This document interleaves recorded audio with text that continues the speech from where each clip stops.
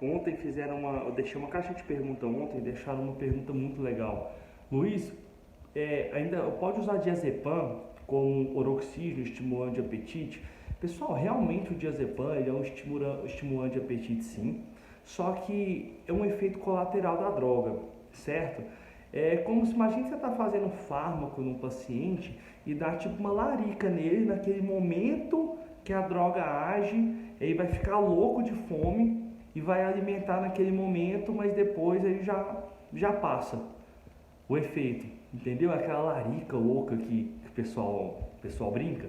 Então, poder utilizar, pode, só que já foi ser muito utilizado. Hoje a gente não utiliza mais. Hoje a gente tem outras medicações que podem ser utilizadas.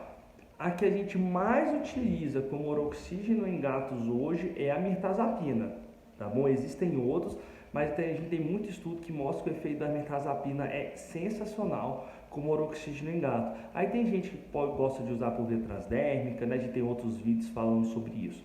Então, o diazepam, eu não gosto de utilizar o diazepam por conta disso, é uma fome falsa, sabe? Naquele momento, por um efeito colateral da droga naquele momento, ele vai dar uma fome absurda, vai comer loucamente e depois para. E depois passa o efeito e a gente não tem o efeito desejado, tá bom? Então, sem contar que a gente tende a utilizar cada vez menos diazepam em gatos, a gente sabe que tem problema, tá?